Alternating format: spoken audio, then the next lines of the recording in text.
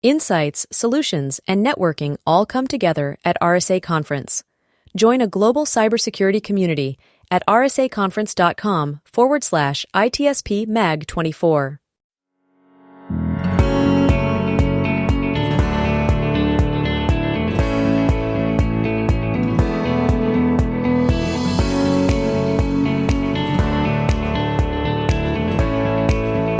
Welcome to the ITSP Magazine Podcast Network, a modern, innovative multimedia platform, broadcasting ideas and connecting minds.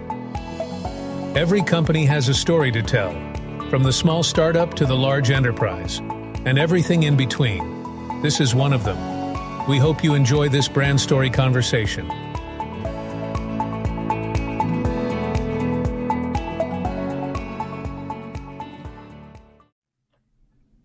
Marco. Sean. We're on our way. We are on our way. We're on our way to some cool innovations. And I think the industry is clamoring, not just for AI necessarily, but for things that actually help solve. We haven't even started. You already said AI. I mean, I know. I'm getting it out of the way. I can't believe it. You just don't give me a break with this thing. I know. No, I'm getting it out of the way. I don't know how much we're going to talk about it today, but my point is, in real life, organizations are struggling to keep up with the threats and the attacks. And while there may be some whiz-bang stuff out there, I think we need real solutions that tackle every little aspect of the challenges they face, from the threats to the operations to everything. And I have a feeling that our story today with Coro is going to help with some of that, if not a lot of it. So I'm thrilled to have Dror on, Coro. Good to see you. Good to have you on. Thanks for joining us. Great. Thanks for having me, Sean and Marco. Yep, it's good to have you on, and I'm excited to get this origin story about how the company was founded and what value it brings to the market and to your customers. Before we do that, though, a little bit about you, Dror. Sure. So I'm Dror. I'm one of the co-founders here at Coro.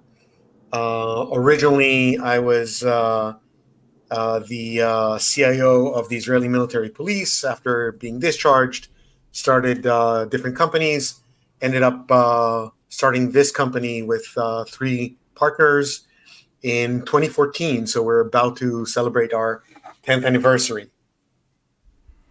Very nice. Happy birthday. That's exciting. Yeah. Thank you. Yeah, it's really exciting, especially considering the road we've traveled and where we are today. Yep. Yeah, definitely a big milestone for today's market.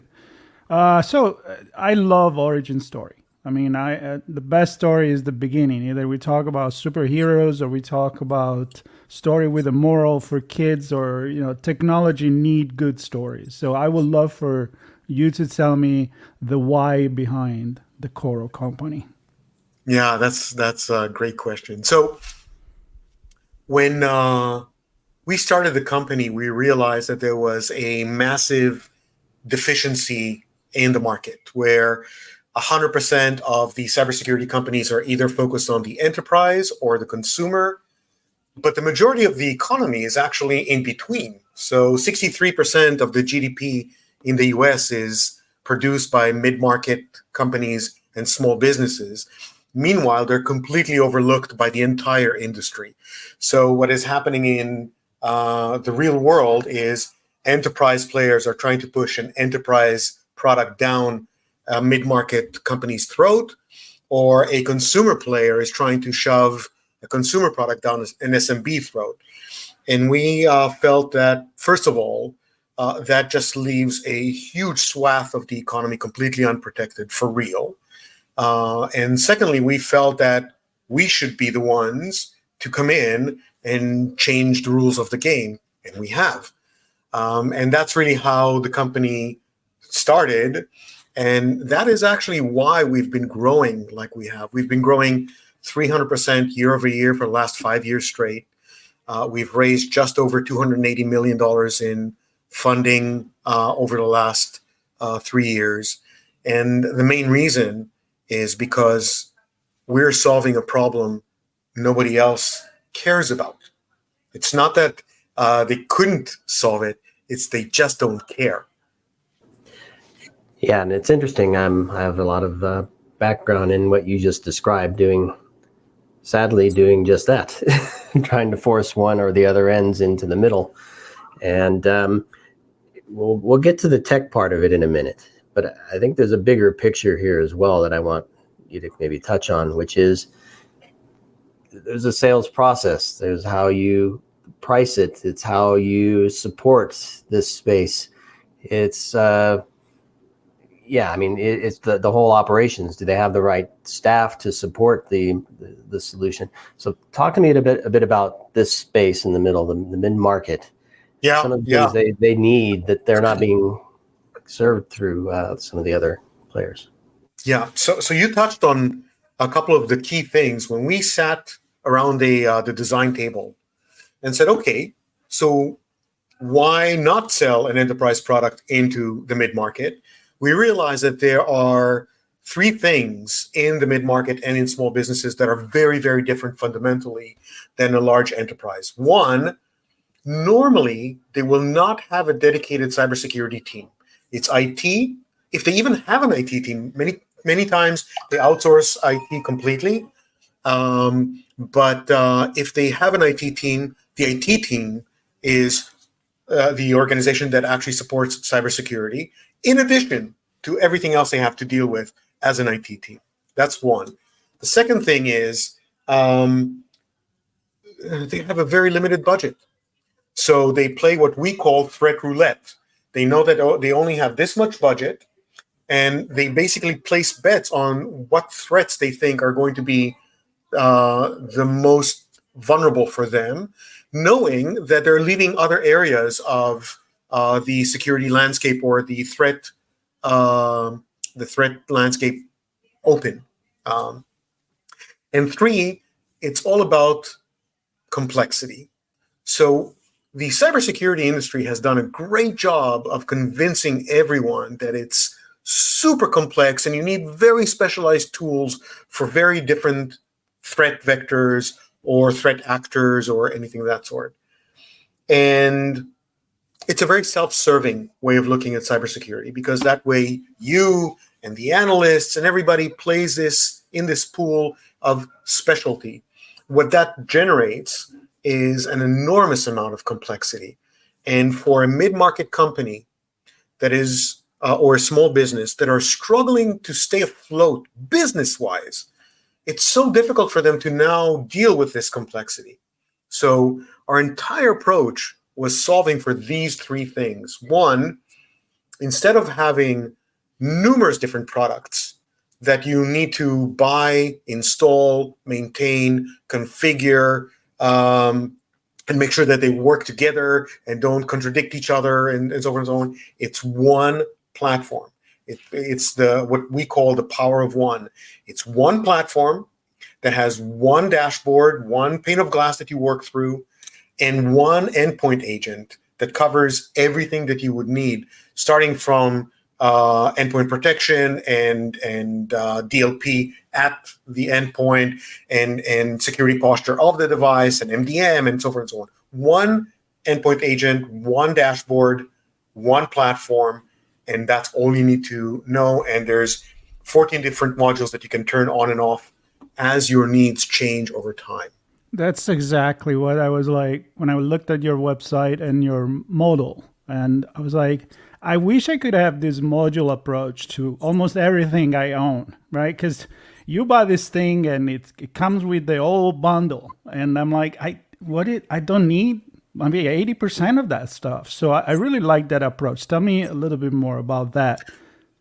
So one of the things that we've discovered was that the mid-market in general, because they don't have the staff, they just want to know that they're protected, right? And in order to be protected, they're being told that there is a list of things that they need to worry about, whether it's endpoint protection or data governance or cloud protection, or of course, email, user protection, abnormal behavior protection, all of these different things. What we've done was we created a module for each one of those areas. And we allow them to simply turn on and off on demand what it is that they want to protect. A great example, for example, is data governance. When you look at data governance today, a lot of this is driven by government regulations or insurance regulations, where a company needs to have data governance in order to comply either with government regulations or to be able to get cyber insurance. What we've done, it's really normally super complex with scripting and dictionaries and classifications and all that. We took all of that away, and we basically asked the customer, do you want data governance? What data do you want to govern? And where do you want it governed? And once you define these three things, whether it's on the endpoint, in the cloud, in your email, in storage, doesn't matter. You just turn it on and it just happens magically. You don't need to configure it. You don't need to write scripts that identify what kind of data you need governed. Excuse me. So going back to the original statement I made, it's not only about consolidation and making it a power of one, it's also making it very simple to digest, because my customer, the mid-market and the small businesses, don't have the time to deal with the complexity of the traditional cybersecurity, tiered, multi-product, multi-vendor concepts at all. But Sean, you touched on something else earlier, which was also around affordability, right? So as I said before, one of the things that we came to the table with was we looked at this and we said, what is most difficult? And one of the things was pricing. Because when you look at a mid-market company, for example, as I said before, they have a very limited budget, and now they need to take this budget and place it on specific threats. And that's not how the world works anymore, because attackers don't go this way anymore. They go laterally. They come in from all different directions at the same time. So by you protecting a specific area, yeah, you're protecting that area, but you're not protecting the business. We took it from the perspective of how do we protect the business, that small business, that mid-market company, that school, that local municipality. We look at them as an organization, and how do we cover them from all directions and make sure that they don't need, we take away that headache from them. We become cybersecurity around the entire perimeter, everything that they need in this one platform, and bring it to a point where they can actually afford it. So the modules, for example, each one of the modules is $3 per user per month, which is very reasonable. If you buy all our modules, an entire package, it's anywhere between $15 to $18 per user per month. That's it. To put things in perspective, if you bought all these modules from another vendor, it would end up being anywhere between $45 to $115 per user per month. And at that number, a mid-market company or definitely a small business simply can't afford it. But at $15 a month, if they have 100 employees, that's $1,500 to protect the entire company. That's something people put on their credit card. So we've taken away all of the barriers, the complexity, and the cost. And one more thing that we've done was, because they have a very small team, and because my customers are, even the team that they have is inundated with other stuff that they need to work on, because they're the IT organization, they're not a dedicated cybersecurity organization. We've automated almost all of the cybersecurity tasks. So almost all the remediation, all of the detection, and all of the remediation is done automatically. There's no human involvement. So we remove the workload from humans to machines. So all three issues that these guys are facing, we've taken away. Do you have bundles for specific Yes. kind of business? Because I come from a family of very small business, so this was before the internet. That was my grandfather, but I can see him kind of like projecting in this world and be like, yeah, okay, this is good, but affordable, but still don't know what I need. So yeah. So I think so. First of all, yes, we have bundles. We call them suites that you can buy. So there is an email protection suite, There is an access protection suite. There is an endpoint protection suite.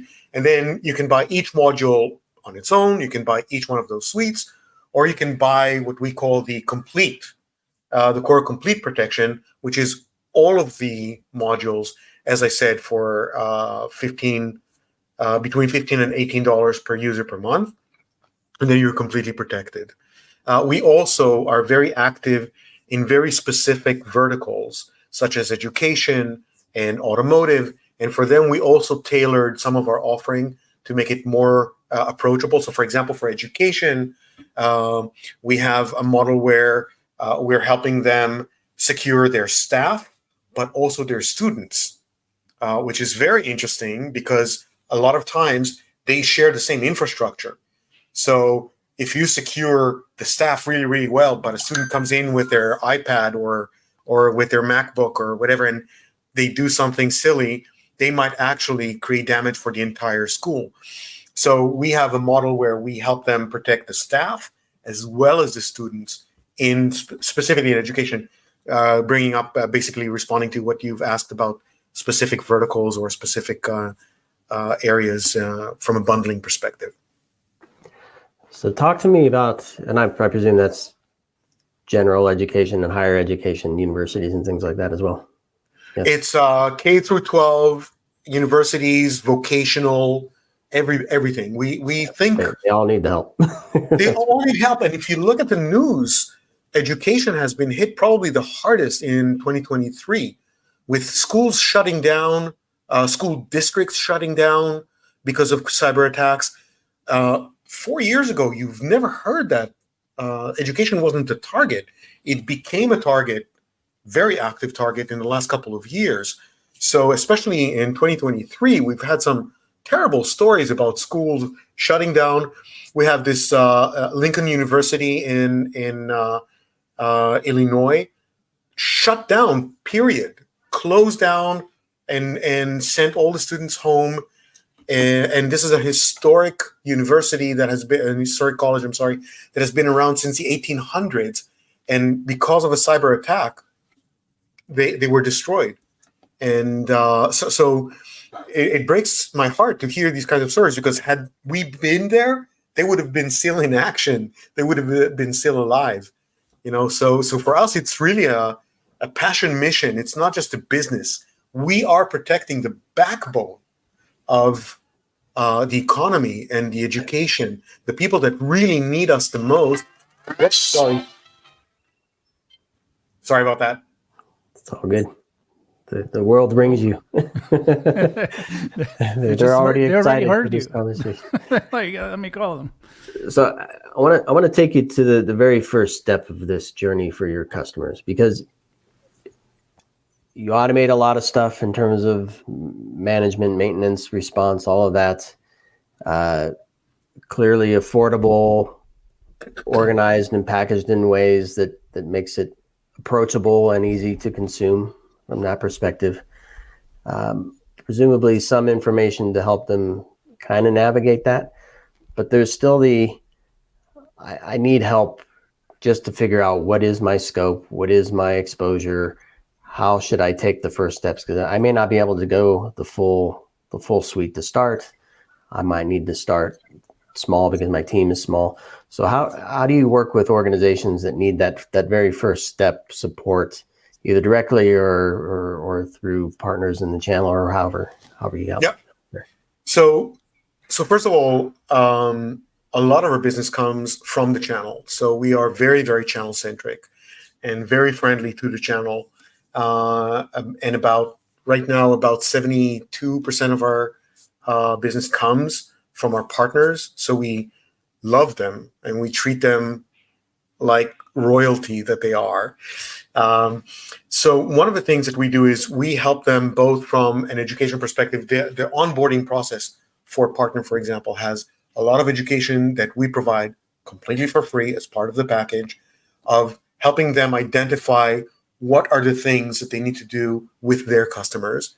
If it's a direct customer, so we do an onboarding with them as well, in which we figure out exactly what they need and help them get that exact match of what they need in their own landscape.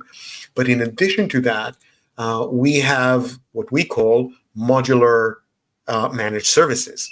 So we have a managed service offering that if a customer or partner don't really know how to operate or don't want to operate cybersecurity, we can operate this on their behalf. So we have like managed detection and response, for example, MDR. Exactly. So it's a managed service that runs that is US based and can respond to events and requirements and make sure that the partner or the direct customer are protected in the right way that they need to be. Well, it sounds good to me, Dror, and I'm excited to see you in San Francisco. You're going to many events this year, but most imminent one is the RSA conference, so we'll see you there. Correct. And I know you're gonna be chatting with customers and partners and investors and all kinds of folks to continue your journey to help this very important space. And I'm really excited for our deeper dive chat. We're going to get into I'm looking forward to it on Thursday. We scratched the surface on the tech during our broadcast alley conversation. We're going to get into, well, how does this fit into the bigger IT program? How do teams with and without security work with you and solve some of the problems? We're going to get some use cases, some stories from you, the outcomes, right? What's the benefit of working with Coro? So I'm really excited for that. We're going to do that on Thursday, and that's in the broadcast alley there in the afternoon on Thursday. So I'm super excited for that, and I encourage everybody to stay tuned for that episode. It's going to be fun. I'm looking forward to meeting you in person there. And the reason why we do this is that we are aware that not everybody is going to be in San Francisco. It will be a mess if everybody in the world will be in San Francisco. But we're going to go there. We're going to have the conversation that matter, and hopefully you can get the benefit of this knowledge that we're going to share with you, all of you, by going there and meeting people like Dror and many more. So you guys stay tuned. Coro's there on behalf of the mid-market. How's that? Exactly. We are representing. Very, very cool. Exciting. And it's about to happen. So safe travel, everybody. And everybody else listening, stay tuned for chapter 2 of Coro. Yes. Thank you very much, Sean and Marco, for having me. I appreciate it. Absolutely. And those listening and watching, you don't have to wait for the next conversation. Go ahead to coro.net and connect with the team there. And if you happen to be in San Francisco, come with questions. Come with an eye for a solution from Dror and team. All right. Thank you, everybody. Stay tuned. We'll more to come from Coro and ITSP Magazine. Insights, solutions, and networking all come together at RSA Conference. Join a global cybersecurity community at rsaconference.com/ITSP Mag 24.